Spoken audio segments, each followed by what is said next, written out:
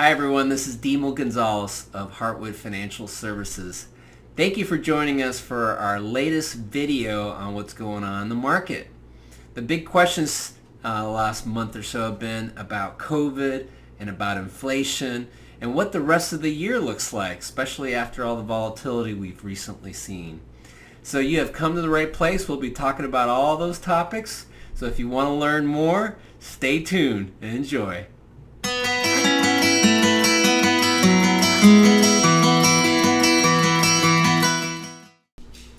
Okay, as always, let's get started with our asset class returns. At first glance, it's not that attractive. You can see some negative numbers for the month. It was a tough month. There was a lot going on. Watch the market update, and I'll get you more information about what happened, some of the nuances. But overall, you can see we're still doing pretty good for the year. Large cap still up almost 16%, even though we were down 4.65 for the month. Small cap, interestingly, was down less, down 2.43, and doing better year to date. So that's nice to see. Real estate took a pretty good hit, down 6.22% for the month. And up still a strong 24% year to date. A lot of that has to do with interest rates starting to creep up. Real estate tends to not like interest rates going up too fast, and we saw a little bit of that the last few months. International, ironically, as bad as international has been doing relative to the U.S., it actually held up a little better last month. Developed international down 3%, up about 9% for the year. And emerging markets down 3%, up about 2.25% for the year. China's been really cracking down with the regulations, and now on top of that, they got a big problem with a massive real estate company in China that looks like they're probably going under. So it's going to be interesting to see what the Chinese government will do. Will they let it fail? Will they try to prop it up? They seem to be indicating that they're just going to kind of let it fail. In fact, I think part of the reason they're failing was because of China. So it's going to be interesting to follow that and to see what the ramifications are. I will be closely monitoring that situation, of course. On the fixed income side, you can see the high quality bonds that I just labeled fixed income. That was down a little bit for the month. It was flat for the year, so now it's also down a little bit for the year. High yield actually held up better, down a little bit, but up 3.5 for the year. And gold, which we're going to be talking a little bit more about on the outlook section of the video, so stay tuned for that. It's down a little over 3% for the month, and now down 7.86 for the year. You'd think, well, there's been a lot of inflation. Shouldn't gold be doing better? Well, we'll be talking again more about that on the outlook. So stay tuned and enjoy. So as you saw from the asset class returns, the market was down a little bit for the month. And there's basically 3 reasons why that is. And it's all really about the COVID variant. So I'll give you a quick update on what's going on there, talk a little bit more about the global shutdown and the hesitance around that, and how it's affecting the Fed and inflation. All right, you guys have heard me say this a bunch of times now, but whatever basically is happening to COVID is going to probably be the biggest driver of what's happening to the economy here lately. And so it's important to follow the numbers, follow what's happening with the virus. So here's a quick update. As you can see here in the numbers, we had a massive spike in the cases back in the summer, and it's really just starting to peak now. Looks like it's starting to go down a little bit. We'll get a little bit more into that in the outlook, but that had a massive effect that we're going to talk more about in the next 2 pieces. But the other nice thing to see is we've also seen a very nice uptick in the vaccinations. And so even though we've had a lot of vaccinations, we still had a big spike. And of course, you guys have been watching the news. You know the new variant has a lot more contractibility. And so it's still been spreading. Even people that are vaccinated are still getting COVID as well, luckily not as severe. But these are trends that I'll talk a little bit more about in the outlook as well. So the global shutdown and hesitance is one of the biggest ramifications of the resurgence of COVID. And I don't know if you could tell by the picture here, but this is actually a picture of Long Beach, Florida guy. Sticking to Longboat. Long Beach in California, one of the biggest ports in the Pacific. And this picture is a little blown up, so you can't see the congestion as much, but there are tons of cargo ships all over Long Beach waiting to get in, waiting to get out. Basically, there's tons of product on these ships, but not enough people to unload them and not enough people to take them to different places. And so what I'm emphasizing here with this picture is that we're having some massive bottlenecks in the supply chain. All right, so what happened is we basically have a problem of twofold, supply and demand, which is what's causing some of the inflation that we're going to talk more about in the next slide. But the biggest reason is, of course, COVID's back up. Okay, so that's affecting the supply side quite a bit. People are afraid to get out, to go back to work, or their kids have limitations on school, so they still have to stick around. And of course, people are still a little hesitant because they're afraid of getting COVID. And so this, I feel, has been probably the biggest reason the supply chain has been kind of stuck. Oh, and I should say too, globally, a lot of stuff is made in Asia, and they haven't had as many vaccinations as we have here, except for China. And even in China, the vaccine doesn't have a very high efficacy. So what they do is they just shut everything down, right? So when they shut everything down and they're not making stuff, I don't know if you've noticed, shoes are hard to get, tires are hard, I mean everything. It's amazing. And so all those supply bottlenecks start because of COVID. Now, of course, you can also say there's more demand, and there is more demand, and we can talk about how that's being caused by all the stimulus and quantitative easing, but it's also what I'll talk more about in the outlook, which is the pent-up demand issue as well. So in addition to following what's going on with COVID to really give us a better picture of what we can expect with the economy, it's really important to see how the Fed is reacting to COVID and the economy, and especially inflation. I don't need to be the one that tells you inflation's been going up. I'm sure you've seen it. And so I have this chart here, and it's actually the 10-year Treasury bond. And you might be wondering, well, why are you showing me that deal? What's that got to do with inflation?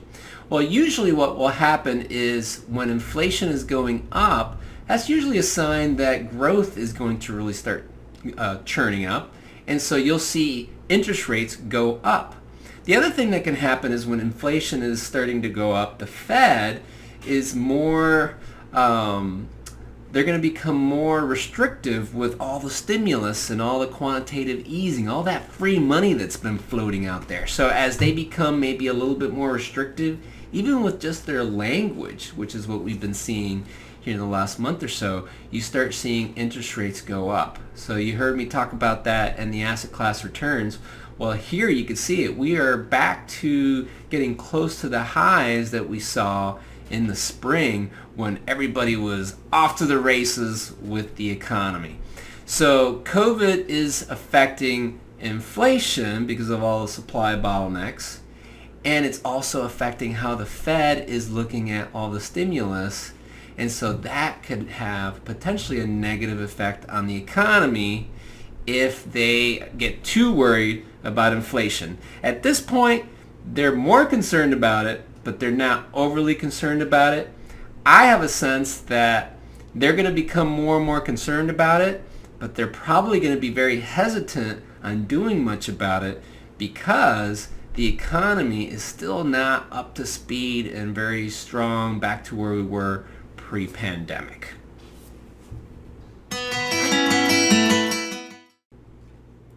All right, now we're going to get into the market outlook. This is where essentially we interpret what's going on in that market update. You know, what does this mean?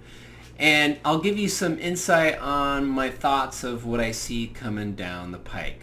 So we're going to talk about COVID cases maybe peaking, the consumer's positioned very well, the pent-up demand snapback, and of course what the implications are from an investment standpoint and what we're doing about it. So when it comes to COVID, I wanted to show you this chart because it shows not only what's going on here in the US, but what's going on globally. The green line, this light green line here, is the United States. So you saw that we had a huge bump up. We talked about that in the update. But in the outlook, what I want you to focus on is the new trend. And it looks like it's trending back down. And you can see that really across the board globally. There's a couple little exceptions like Romania, but for the most part, COVID does seem to be getting better. Is there going to be another variant? I don't know. I would say the more and more vaccines that we get out there and boosters and everything else, including therapeutics, you probably saw in the news that Merck's coming out with a drug that could be taken post getting COVID that can have a huge impact on hospitalizations. All these things are going to help improve the psyche of the consumer and the workers, and I think that's going to start making a pretty big difference in what we've seen so far. So in the outlook, another important thing to keep in mind is as COVID starts to improve, we're also seeing the consumer, now this is highlighting the consumer here in the US, is in a very good position. What you can see, debt, the debt service ratio is way down. That's how much debt we have versus personal income. So it's one of the lowest it's been in multiple decades. You're also seeing the net worth of your, of Americans up to the highest point it's been basically ever. So we have lots of savings. We're in a good position to really bounce back. I think that's very important to look at. Not a sign of things getting worse, but of things that are getting ready to get a lot better.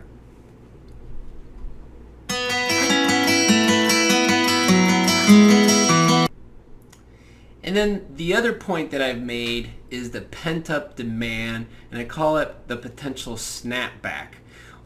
This chart, you can see what's been happening before COVID and after COVID. During 2020, we had a huge drop in goods and services really across the board. You know, China, France, Germany, UK, the United States.